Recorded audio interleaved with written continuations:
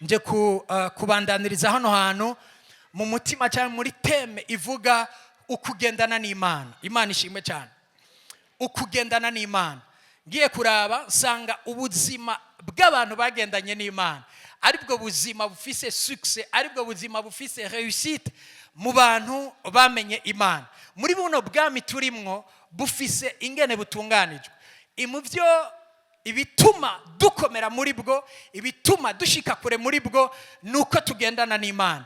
Mwisezerano rishasha Imana sikiri hanze ya twebwe, ariko Imana iri muri twebwe, igerera muri twebwe, natwe ubwacu turi isengero canke aho muhemu w'Imana agendera. Ariko kandi ubwirizwa kuba conscient y'Imana iri kumwe nawe, y'Imana igendana nawe, y'Imana ikorana nawe. Imana ishimwe cyane. Success yawe, kugera kure kwawe n'umutima ufatanye no kugendana n'Imana. Iki nico kintu uno munsi novuga ngo kibwirizwa kumenya abantu biteze canke bahagurukiye kugendera mu ikanguro. Iyo tuvuga ikanguro ntituriko tuvuga ibiri kure y'umutima w'Imana. Iyo ugendana n'Imana ukabuta cyane ibiri mu mutima w'Imana, hanyuma ukabaho kubw'inyungu z'Imana. Imbere y'ukubaho dufise ibyo dukeneye, nagomba ndabwire ngo ntacyo novuga nkeneye umuntu akenera nanje ntakenera. Ndafise amaproje yanje, ndafise ibyo nkeneye, ndafise ibyo nshaka, ndafise ibyo nifuza kugerako.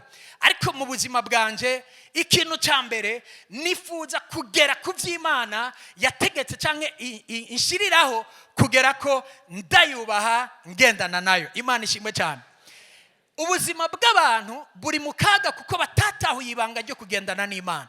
Ubundi Imana iri muri wewe, hari umwanya uyireka ikagendana, ukaba conscient yuko Imana iri kumwe nawe, ukagendana nayo. Abantu bafise ubuzima bwo kugendana n'Imana bafise ubuzima butangaza benshi kandi bubeshaho benshi. Murazi dufise abantu b'uburyo bubiri mu bwami bw'Imana.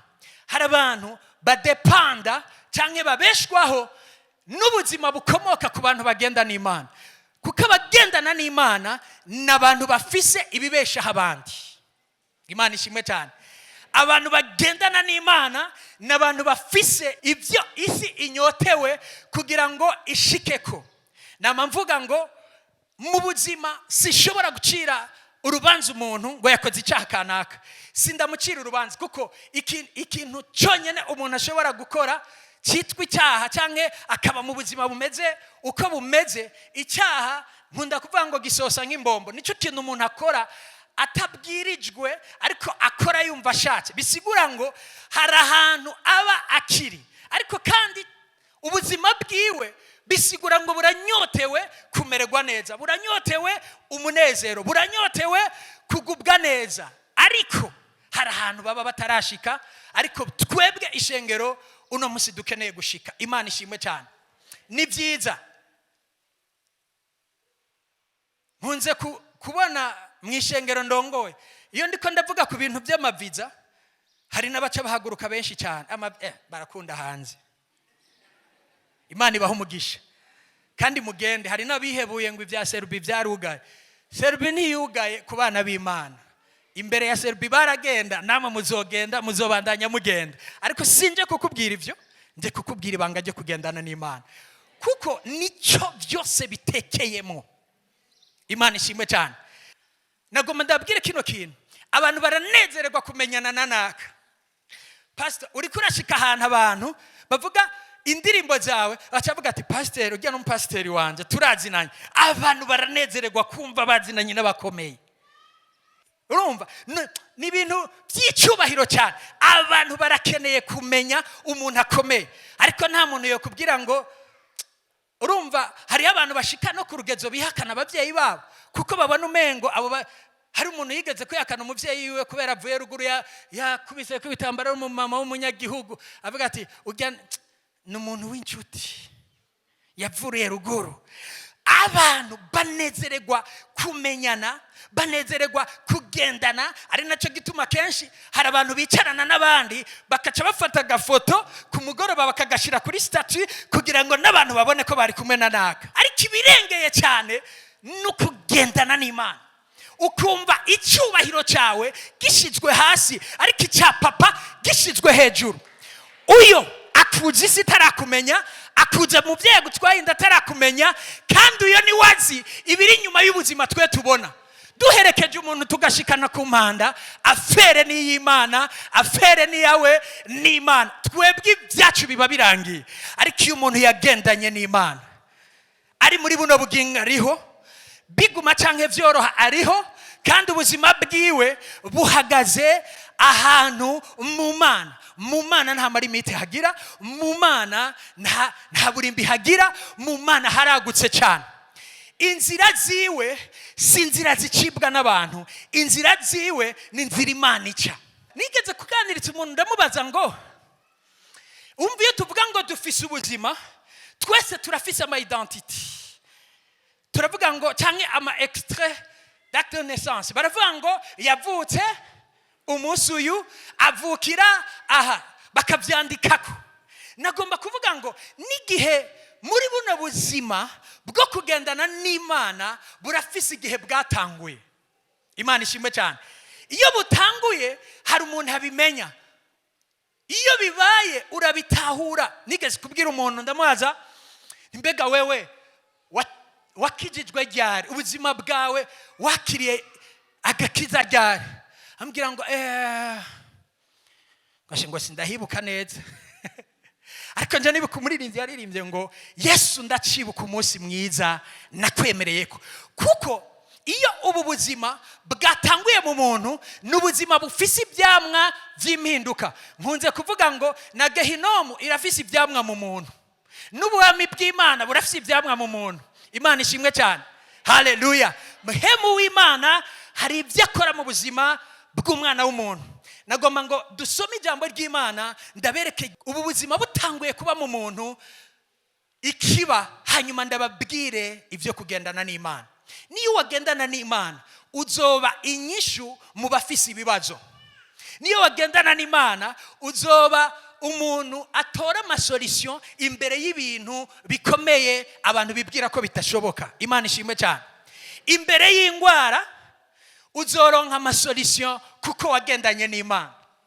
Ndabona Abisirayeli bashitse imbere y'ikiyaga gitukura, ibintu byose biri bloke, batangura kubwira Mose ati, Mose wandurutse he kugira ngo uduhende uduhagurutse udukure ngaha? Mose kuko yari kumwe n'Imana abwira Imana ikibazo cy'abantu, hanyuma Imana irabagirira neza, ironka inzira aho inzira itari. Iyo Imana iri kumwe na wewe uronka inzira igihe ibintu byazibiranye. Iyo Imana iri kumwe na wewe iragucira inzira ahantu so na nyoko batokucira inzira, ahantu diplome yawe itogucira inzira.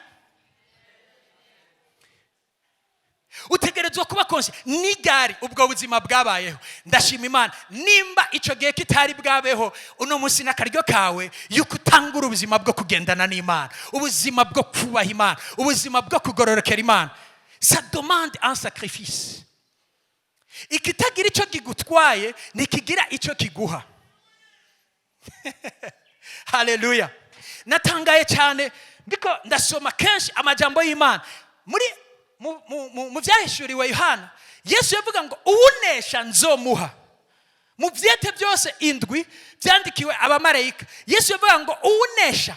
Autrement dit, buno buzima nivyo n'ubuzima turimwo, ariko n'ubuzima utagira icyo uronka, n'ubuzima utagira aho ugera utatahuye. Imana ishimwe cyane. Tunesha mu kumenya icyo tukwiye gukora, mu kudatsindwa n'ubugunge bwa wa mugwanizi, ariko tukagendana n'Imana tuhagaze. Bansomere ijambo ry'Imana, Luka igice cya 19. Haleluya. Ndazi ko ubuzima bwawe hari ikintu ugomba kwakira. Yesu umunsi umwe ari kumwe na Mariya na Marita. Mariya ahusha intumbero ajya kurondera ibyo yibwira ko binezereza Yesu. Marita, ariko Mariya agema intumbero kuko yakiriye Yesu akamuha umwanya wo kumwumviriza kugira ngo iby'ubugingo bigere mu buzima bwiwe, kuko Yesu yavuze ngo amajambo ndababwira. Hoho, haleluya! Amajambo ndababwira, ndavuga ijambo ry'Imana. Yesu yavuze ngo amajambo ndababwira, icyambere ni mpemu. Iyo bavuze impemu ni ikintu kitaboneka. Ikigira kabiri n'ubugingo, muga ngo ni ikintu kitaboneka ariko kibeshaho. Haleluya! Ni ikintu kitagaragara ariko kiguha ubuzima ukabaho. Ijambo ry'Imana riragukura mu bapfuye rikagushira mu bazima. Namavuga ngo abapfuye si abo twahambye, ariko abapfuye nabatandukanye n'Imana. Nicyo gituma ijambo ry'Imana ritubwira Adamu na Eva bamaze gukora icyaha, Imana yari yababwiye ngo bazopfa, ariko ntibapfuye bakoze icyaha, ariko bapfuye mu gutandukana n'Imana. Icyaha ni jambo hamatia, bisobanura ngo guhusha intumbero. Iyo uhushije intumbero uba upfuye, icyaha kijana mu rupfu. Imana ishimwe cyane. Ariko ndakeneye hano hantu ndabereke amatanguriro y'abantu bahuye n'Imana, hanyuma batangura ubuzima bwo kugendana n'Imana. Ashikiye Yeriko, Yes. ariko arahaca hari umuntu yitwa Zakayo. Yari umutoza kori mukuru kandi yari umutunzi. Agerageza kuraba Yesu ngo amenye uwo ari we, bimwankira kubw'ishengero kuko yari mugufi. Arirukanga aje imbere, yurira igiti cyitwa umusukomora ngo amurabe kuko yagira ace muri iyo nzira. Yesu ahashitse ararangamiza, aramubarira ati Zakayo, ururuka n'ingoga kuko umunsi nkwiye kurara iwawe. Yururuka vuba, amwakirana akanyamuneza. Babibonye baridodomba bati ko yinjiye kurarira umuntu w'umunyabyaha.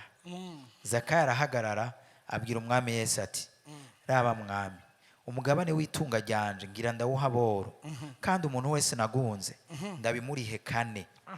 Yesu amuvuga kati uwo munsi agakiza gashitse muri iyi nzu, kuko nawe ari umwana wa Aburahamu, kandi umwana w'umuntu yazanywe no kurondera no gukiza icari cyazi. Imana ishimwe cyane kandi guhezagire cyane. Hano n'amajambo y'Imana mumenyereye.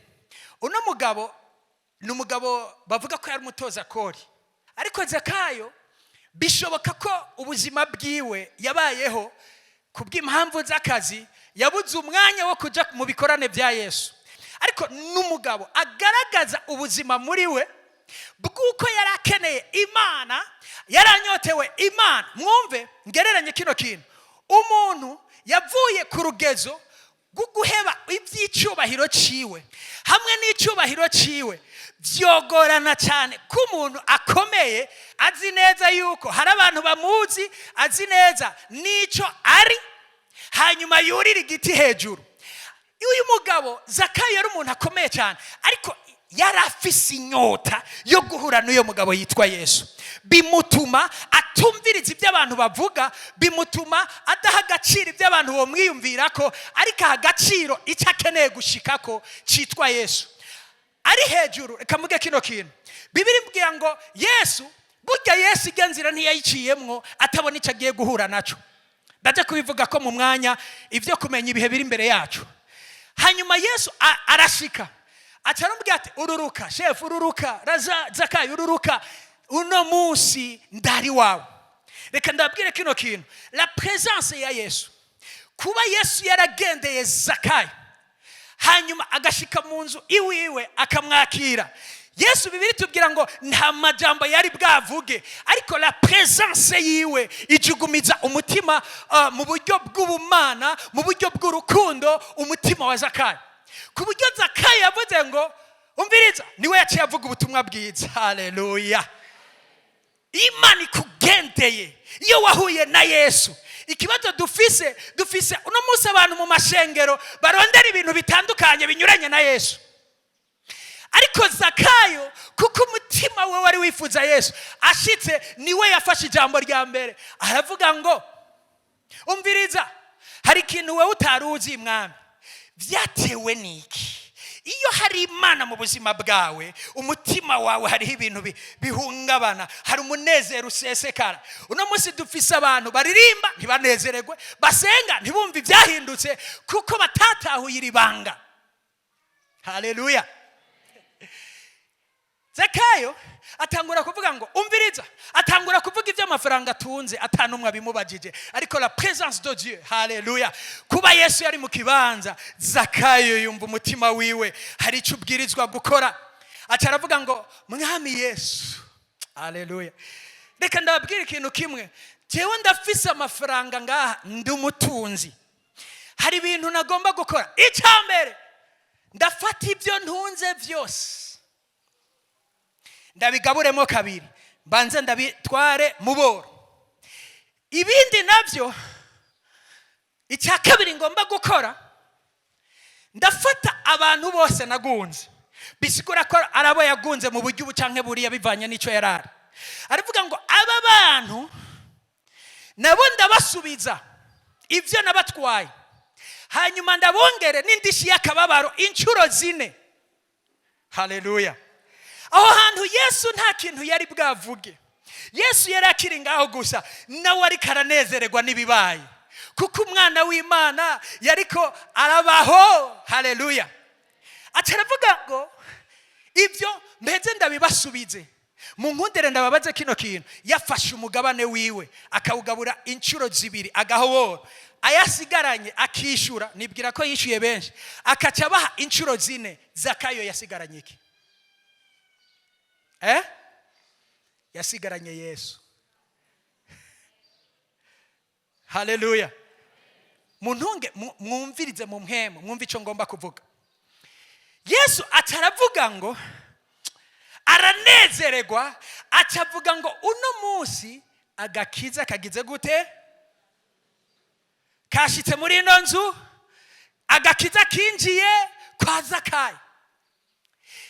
Mvuge kino kintu, iyo agakiza kinjiye mu mutima w'umuntu haba impinduka. Iyo agakiza kaje mu buzima bw'umuntu habaho before, hakabaho na after. Bisobanura iki? Ijambo ry'Imana rivuga ngo nuko rero iyo umuntu ari muri Kristo Yesu, ibya kera biba biheze, hanyuma haba hariho indi histoire itanguye ku buzima bwabo. Ariko rero mu bantu batamenye iryo banga, ibya kera bipoperanije n'iby'uno munsi, hanyuma nta n'uzi iyo biriko biraca. Ariko la présence ya Yesu yatumye umutima wa Zakayo ukira. Aravuga ngo ndashobora gutakaza ibintu byose, ariko narose ikibirengeye cya byose. Nicyo gituma Pawulo yavuze ngo ivyambera kera inyungu, uno munsi ndavyumvira ko ari ubuhombe kubwo kumenya ikirengeye byose, aricyo cyo kumenya Kristo Yesu. Iyo ubuzima bwawe bwagumbiriye Imana, hari aho uva, hari aho ugera, hariho before hakaba naho na after. Iyo utazi before ntushobora kumenya na after, byose biravangavana. Reka mvuge kino kintu, n'Imana ihitamwo before canke after.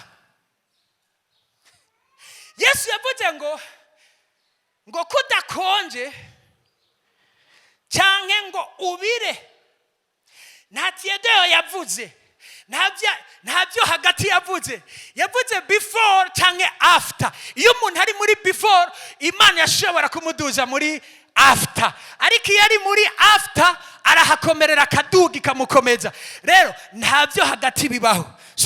Hari ibya mbere hakaba n'ibya kera. Iyo turi mu mwami, ubuzima bwacu bufise intahe. Reka ndabwire, imbere yuko intahe ija hanze ibanza kuba muri wewe. Dufise abantu orana insamirizi ni nyinshi, amarezo sosio basamiriza hanze ariko indani atabuzima. Reka bitangurira indani, hanze n'ibyasamirana bizobesha abantu, hanze n'ibyasamirana bizokora. Haleluya. Uno munsi ibi bintu nidushaka kubivuga boca bagenda. Yesu yarigeze kubaza abigishwa biwe nawe, arabwira ati mbega namwe murashaka kwigira? Kuko ibyo yavuga byari ukuri, bwari ubuzima, ariko butsitaza abatari bakeya. umunsi umwe baratonda bazi ko baje kwikubitira imikate n'amafi, bazi yuko baje muri buffet. Hanyuma nawe arababwira ati none ko atatangura kubabwira ati erega burya ni je mukate w'ubugingo uwunjya ko tumve wa mugabo nane. Abariye kuri Yesu ntaho baja, ariko biyatanze kurya ibyo ibitari byo muri we, abo bantu turababura irengero. Arivuga ngo none ati namwe murashaka kwigira, ntimuhave muguma ngaha ku gahato, ntimuhave muguma ngaha kuko muntinye, mwumva mushaka kwigira. Ndakunda guyi Petero sha. Petero ni umwana w'Imana. Petero yahevye kuroba, baramubwira ati ingo wiri guriruka inyuma y'umugabo afise ikirato kimwe atunze umuryango. Petero ataravuga ati mbega ga mwami twokuva ko tukaja hehe? Ni bande baronka impamvu yo kugenda nabatigeze bamenya ikinyegeje mu mwami?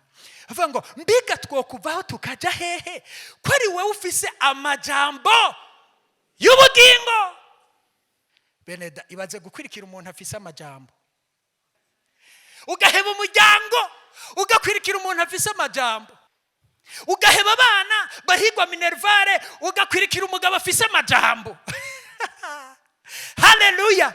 Hari kinyegeje ibwina cyo kumenya cyo guhishurirwa, ariko jambo Paulo avuga ngo ndabasengera ngo amaso y'imitima yanyu yuguruke. Bene data, hari ubutunzi buri mu Mana buri plus grand, hari ibinyegejwe mu Mana bininiya cyane.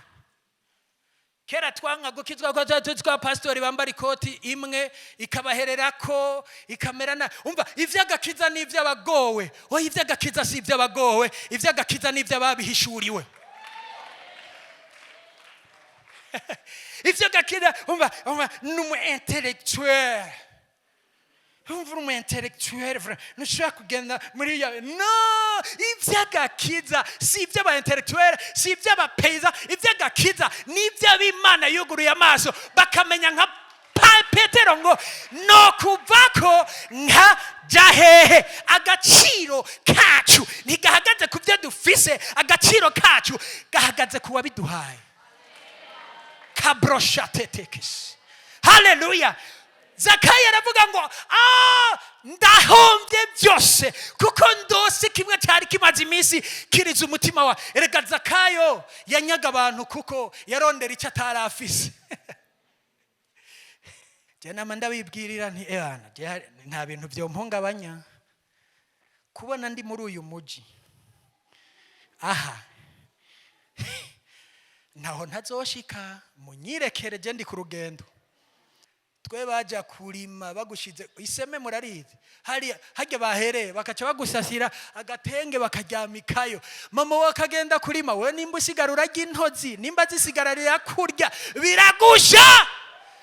Ariko hari umugabo namenye, Imana ishimwe cyane, yandutiye byose.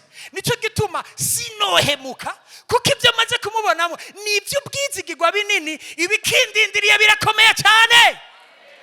Sinzi aho ukeneye kugera, sinzi ingwara wifuza ko gukiza. Imbere yuko nimba wowe ugwaye banza wumvirize intahe zawe yagiriye neza. Zakayo aravuga ngo naronse byose. Je murambwira Imana, nabwiye abo muri kirite ya mbere, nabwiye umunsi umwe tugenda gusengera umuntu bitarasobanuka neza, basi hari aho bigeze. Basi bwira mugenzi wawe ati hari aho bigezeho gushimwa, kuko nawe urabibona hari aho biba bigeze ku buzima bwawe. Umunsi umwe baraturondera ngo tujye gusengera umuntu. Ni ukuri kw'Imana yari afise inzu hasa neza. Hanyuma rero turagenda, uyu muntu afise ikibazo aturondera nk'abantu b'Imana. Hanyuma aratubwira ibibazo afise. Mugabo kame mafuta ya Bwana mafuta ya Bwana yarahari. Hanyuma aratubwira ibibazo yatubonamwe agakiza. Turamusengera.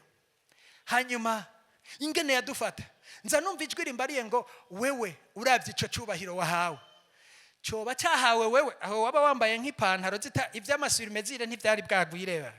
ishati waguriye uzokurira muri ku moto wamenga uhetse umwana urumva ati icyo cyubahiro cyahawe wewe canke n'uri muri wewe numva nubashima ntaho byari bihuriye ngo twubahwe ariko Imana yo muri twebwe iratwubahisha rero iyo tugendana n'Imana haleluya iyo tugendana n'Imana iduhindurira ubuzima ndagomba mvugane n'uno muntu peut-être numbaza aho uri kuraca nagomba nabwiye mvuze ngo aho umuntu ari karaca simvuze umukene ndavuga n'utunze ndavuga n'abakomeye ndavuga n'abahambaye aho umuntu ashobora guca Imana aho ugera niho ikwigishiriza ariko iyo watahuye ibanga ngo mbwirizwa kubana n'Imana kugendana n'Imana kubana nayo Imana igenda igukura hasi igushira hejuru hari umugabo yitwa Namani agwara imibembe yari nk'umushefu d'etat major Imana ishima hanyuma yumva amakuru y'akagabo Bibiri ivuga ngo kagufiya k'ubuhanza ndakunda Imana kwe yatoranije ibipfu kugira ngo imara amazi abanyenkomezi ukaba wumva uri umuntu de valeur wewe ndavuga wewe uri de valeur kuko Imana yabikoze mukaba wumva ni wewe ukwiye kuja hejuru yayo bazokumfashiriza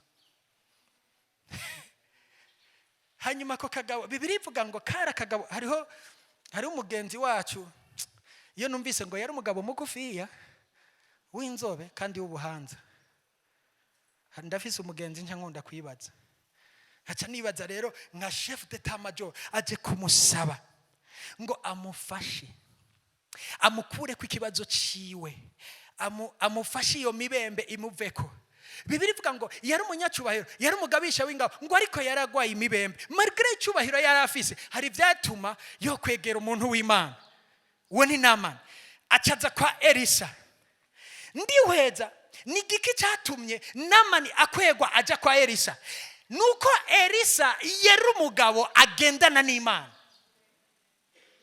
iyo ugendana n'Imana ufise inyishu kubakomeye ufise inyishu kubatoyi ufise inyishu z'ibibazo byose iyo ugendana n'Imana oh haleluya umuntu muraganira akumva umutima wiwe haleluya urikura muha ibirengeye ikintu cyose afise kubera iki Imana iri kumwe nawe arashika aza kurondera uwo mugabo ariko uwo mugabo yari mu Imana reka ico isi kuronderemwo ibanzi kurondere mu Imana hari abantu bakurondera mu dufaranga nitwagenda ntuzongera kubabona hari abantu bakuronderamo ngo bashikana ahantu ivyo bintu nivyagenda ntuzongera kubabona ariko abakurondera mu Imana bazokwandura ko ibyo wanduye nabo bagende babibeshesheho abandi kandi Imana muri no ntushobora kugendana n'Imana hanyuma ngo ikwima icubahiro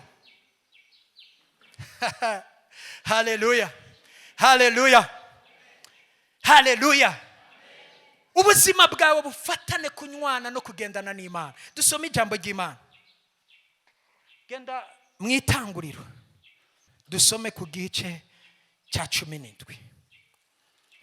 era ku murongo wa mbere Aburahamu amaze imyaka 99 Uhoraho aramubonekera amubarira ati ni jewe Mana ishobora byose uhora ugendera imbere yanje kandi utungane rwose umviriza ni jewe Mana ishobora byose uhora ugendera imbere yanje mu yandi majambo duhora tugendana iyo umuntu mugendana muba muri kumwe hafi na hafi uhora ugendera imbere yanje ndavuga ngo Aburahamu yari afite imyaka ingahe 90 n'ingahe ni9 bisigura ngo yari umuntu mengo Imana ntikimukeneye yashaje reka mvugane na bano bantu ibyo urabona ngo byaracitse jewe nta kikivamwo ariko Imana yagendeye Aburahamu umenga yokengerwa iri kumwe nawe iguha inkomezi iri kumwe nawe iguhindurira vyose wamengo ni ntabwa ariko ku myaka 99 iravuga ngo uze wame ugendera imbere yanje kandi utunganye umviriza icyo yavuga gikurikira yes nanje ndagusezerana isezerano yes nzokugwiza cyane.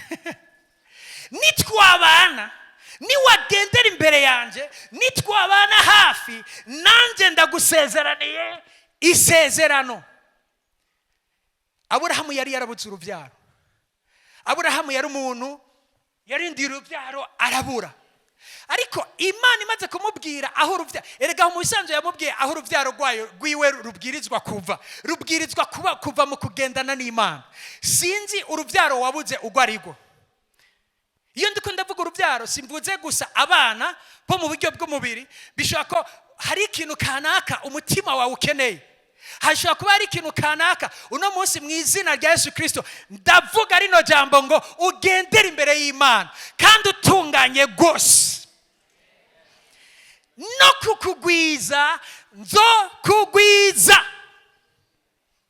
Ariko ikibazo cyari kimwe, ntuvane nanje, uhorane nanje, ndi isoko ry'ibyo ukeneye byose. Imana niyo soko ry'ubuzima dufise. Imana niyo soko ry'amagara meza dufise. Imana niyo soko ry'urubyaro rwacu. Imana ni byose kuri twebwe.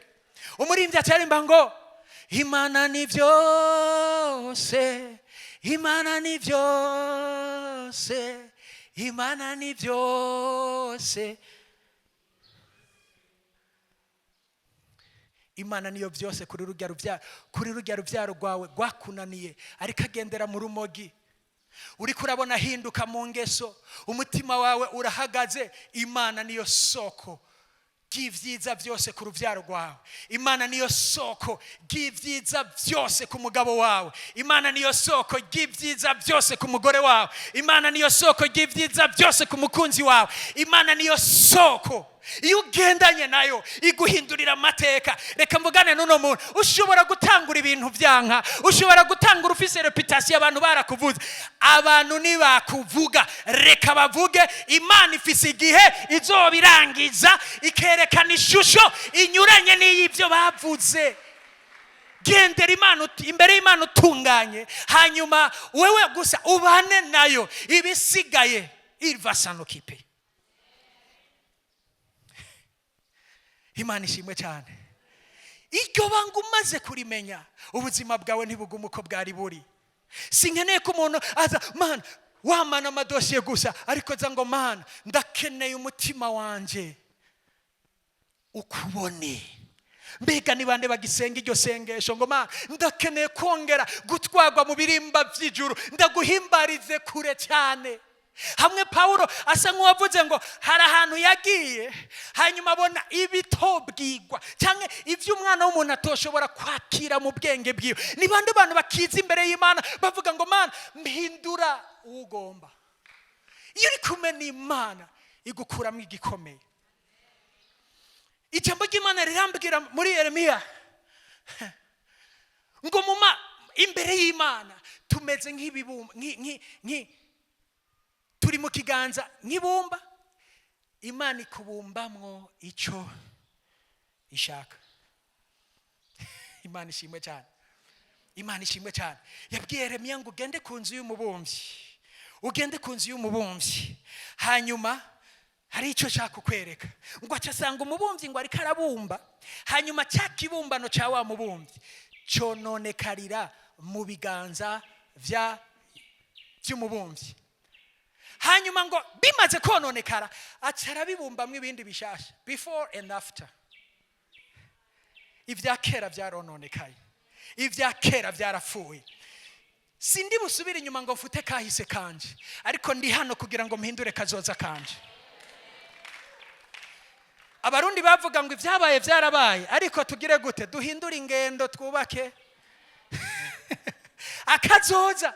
Nuri bushike bugende inyuma ngo ufute inda wakoroye, nuri bugende inyuma ngo uzure abo wishe, ariko ubuzima bwawe ntibucirwe urubanza. Ariko uhereye kano kanya decide to walk with God. Hitamwo kugendana n'Imana. Bene data, ubuzima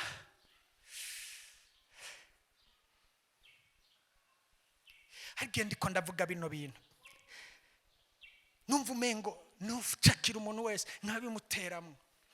Nta kindi ukeneye ku Mana, ubanza gukenerayo hanyuma nayo ikamenya ibyo ukeneye. Nico gituma ijambo ry'Imana muri Mateo 6:33 Imana nicyo kintu cibagiwe, kandi cibagirwa n'ahantu kivugirwa. Imana yibagiwe ahantu tuyiririmba, Imana yibagiwe ahantu twumva ijambo misi yose, kubera abantu bafise ibibajya mu matwi yabo kutumva ivyo Imana ishaka, ariko bumva ivyo bo bashaka. Ndavuga ngo ivyo Imana idashaka mu buzima bwawe vyice ireme mw'idishaka. Bishobora kuguma, bishobora kuruhisha, ariko ivyo Imana igomba nivyo vyiza. Impamvu Imana ibishaka nukugira ngo abantu barushe, tubazane tubabwire Imana ikora. Reka ndababwire ikintu kimwe, abantu bakeneye Imana ikora, abantu bakeneye Imana ihindura, abantu bakeneye Imana apana amajambo gusa. Nimba uvuze kwikiza, bakeneye kubona Imana igendana nawe ibakiza. Nimba uvuze ngo Imana irahindura ibihe, abantu bakeneye guhindurirwa ibihe. Imana ikora. Aburahamu aramubwira ngo nzokugwiza. Yarababaye kubona adafise uruvyaro, yarababaye kubona agiye uko nyene, ariko Imana iravuga ngo secret ni imwe, gendana nanje utunganye, nzokugwiza. Haleluya. Ubutumwa bwiza burabishe. Chakira pizza.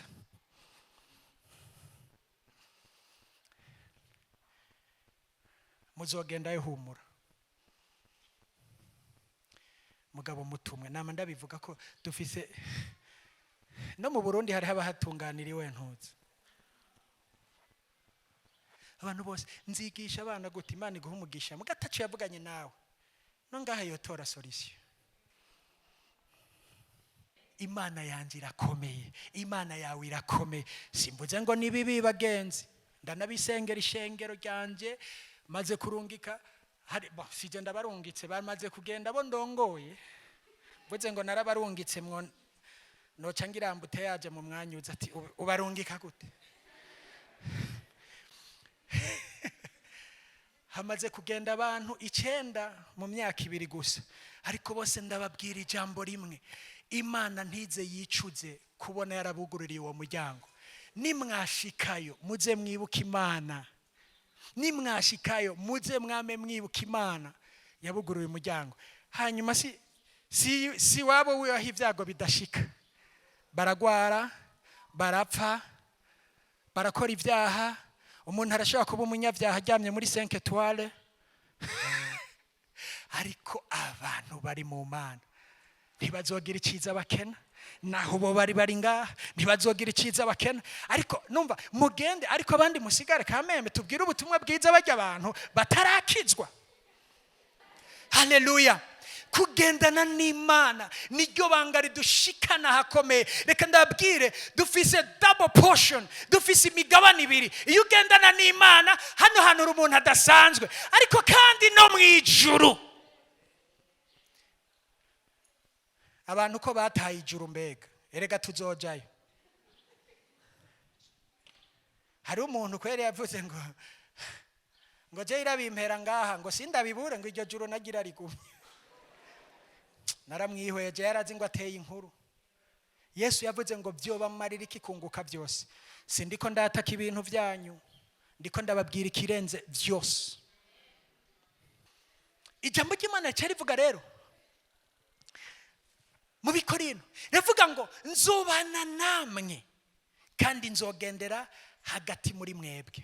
Nicyo gituma reka ndababwira hari umugabo yitwa Mose. Bibiri ivuga ngo mu bigihe ciwe nta mugwa neza numwe yangana na Mose. Ubugwaneza bwa Mose bwavuye kuko Mose yagendanye n'Imana. Umunsi umwe aravuga ariko araridinga Abisirayeli abatwara mu gihugu Imana yabasezeraniye, aravuga ijambo ridasanzwe, avuga ngo Mana nutajana natwe ntidushobora kuva hano hantu. Ariko no munsi umuntu arijana ahantu hose ashaka, aratambuka akijana muri business, aratambuka akijana mu bikorwa by'Imana, aratambuka akijana hirya no hino, aratambuka akijana. Ariko no munsi Imana ikeneye abantu bajana nayo. iyo ujyanye n'Imana, Mose yari azi ngo hari ibyo nzohura nabyo, ariko nintajyana n'Imana nshobora no gutakaza ibyo natanguje. Ariko Imana yoyo nitwajyana izoguma igihe cyose ironka inzira. Iyo uri kumwe n'Imana iguhe inzira. Mose aravuga ngo Mana nibikunda hatuwezi kutoka hapa, nidushobora kuva hano hantu, shiti uri kumwe natwe, kuko niwajyana natwe byose bigenda neza. Byose bigenda neza, byose bigenda neza. Mwami Yesu ari ku ngoma,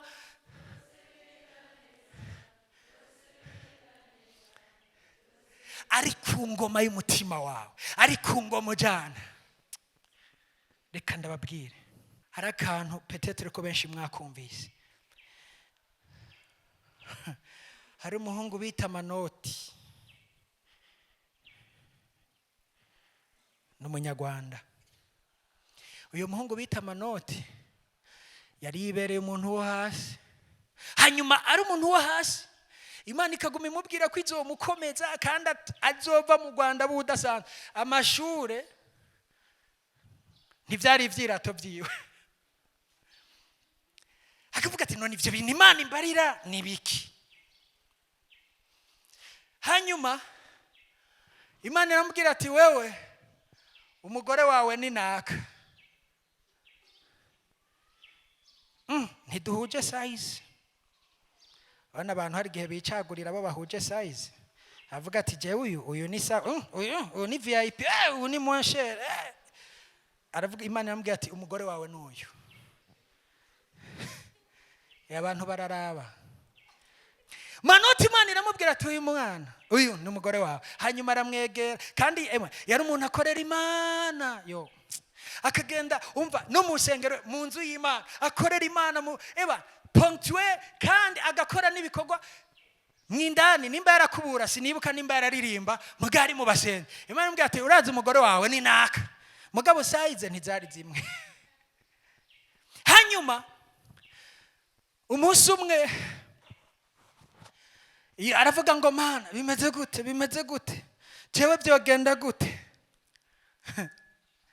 Kumbe Imana ibyo yari kiravuga ntibyari ibyo mu Rwanda, byari ibyo guhurira hehe mu kindi gihugu. Umunsi umwe mpava ndayivuga ndayibagire, mugabo icyo nkeneye gushika ko ndakivuga. Pastor uranyibutsa. Manoti aragwara, yewe aragwara. Hahandi bacavuga ngo mbega Imana yiwe irihe. Ko hari gihe dukorera Imana umuntu agaca mu bintu cyangwa ngo yabesha ngo arasenga. Manoti aragwara ku buryo bamuyobegwa. Hanyuma la fille yari umudokiteri akomeye cyane, hanyuma agenda gukorera hanze. Hanyuma Manoti agwaye nyine aragwara.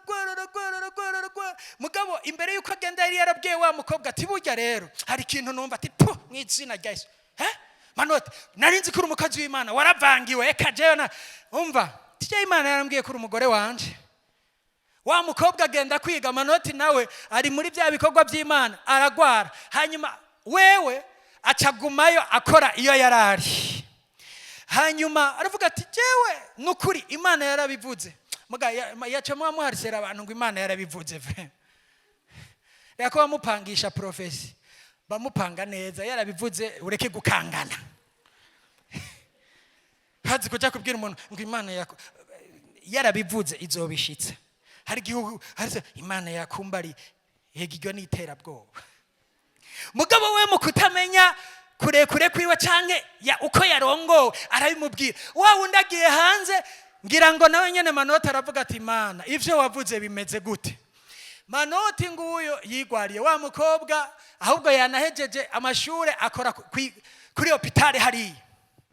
Hanyuma Manoti nawe nguye araremvye, abantu baza kuraba ati yo urashobora gutunganya iby'ubugingo bwawe inosi ugira ushike mu masezerano mu gihe gitoyi.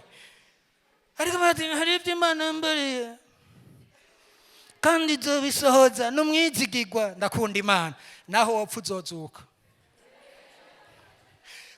gushika ibishikije uca ugenda. Reka ndabwega mwama murapfa ntavyo mumenya gusa.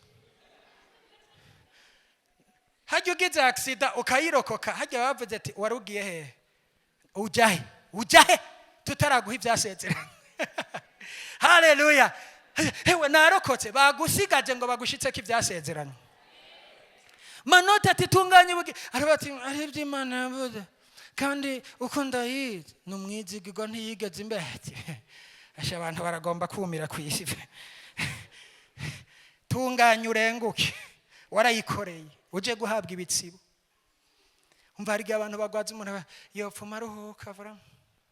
Sha ntukabivuge ngo wihende agifise umwuka ntuzi ivy'Imana ishobora gukora. Ku muntu akihari ari kandida w'ivyiza. Manoti yarakiri kandida w'ivyiza. Hanyuma baraza tewe barapima ingwara ati rero burya mu Rwanda ntitubishoboye mugabo ja ngaha naha bo bikora transfer. Barakotiza baramufasha Manoti acaragenda. Ashitse kuri ryavuriro asanga wa mukobwa ni hakora. Abumwe mu bamwakiriye kandi yarafise umufiance w'umuzungu. Hanyuma abonye Manoti acayibuka ivyo yamubariye. Ewe sinzi nuko biriwe baramukora ko yangwara yagiye bukebuke kuko yari lift transfer. Yari transfer. Manoti ashitse n'abati uri ngate intege ziragaruka. Wa mukobwa mubonye umutima urasimba. Manoti umuyiretre. Manoti yaja hagute. Baramuvura arakira. Mwemu yaracamubwira ati burya rero urya muzungu si kwawe. Kwawe ni Manoti. Burya hajya narabivuze kandi nzobishitsa. Agwaye arakira aca korayo Imana iramuhindurira ubuzima agura y'inzu. Wa mukobwa yaje gufuka amati sheri mbabarira. Naragufashe nabi. Ibi bidabivuga kugira ngo bikwigishe nimba ukorera Imana, nimba ugendana n'Imana, nimba iribanga ari muri wewe irekere wewe wigire. Harabari baratose bashikanywe kure cyane. Manoti uno munsi n'umugabo w'abana afise inzu muri Canada. Mugabo kare nta n'agafaransa n'akongereza yarazi. Imana iramutransfera. Abantu bagendana n'Imana ntukabacokoze. Abantu bari kumwe n'Imana ntukabacokoze. Ashobora kuba kubura mu rusengero ndugo mugari kumwe n'Imana afise ikintu kiri muri we. Ashobora kuba ubona umenga hewe uje numva aducungira imiduga aho hanze. Mbe rabi ivyicubahiro mwese mwasize imiduga hanze. Iyumvira abahagaze bayicunga ngo ntibayitwara ibiyo. Niyiri waraninjira ngaha. Sare abantu babacako. Protocol. Esha. Uraraba ntiba mugabo mvuga ntibari muri iri shengero. Na yandi mashengero akunda kubigira ngaha ntawo wobigira. Imana ibahezagire cyane. Ariko uwo muntu ari hajya ni kazima Imana arico yamuhaye gukora. Kandi Imana arico yamuhaye kubamwo. Avuga ngo Manoti rero ivyo Imana yavuze naho wopfa uzozuka.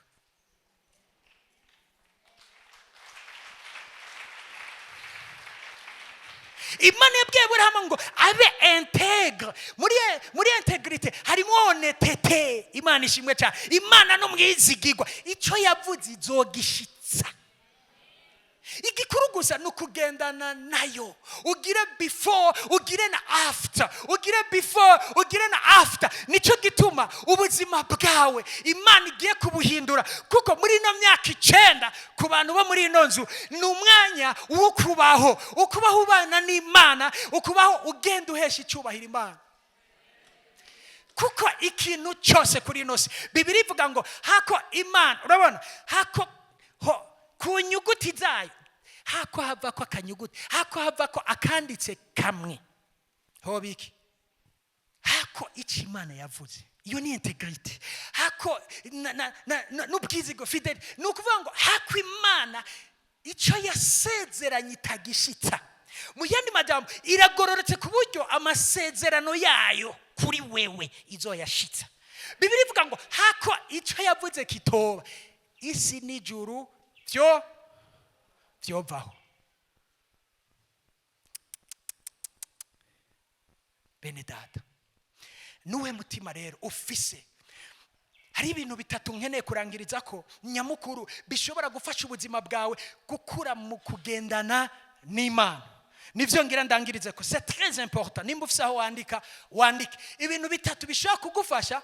Hari byinshi cyane mugaje ndakubwira bitatu bishobora kugufasha kugendana n'Imana, bishobora kugukuza mu buzima bwawe bwo kugendana n'Imana. Icambere ni ukumenya yuko ijambo ry'Imana ritubwira ngo twebwe turi intumwa.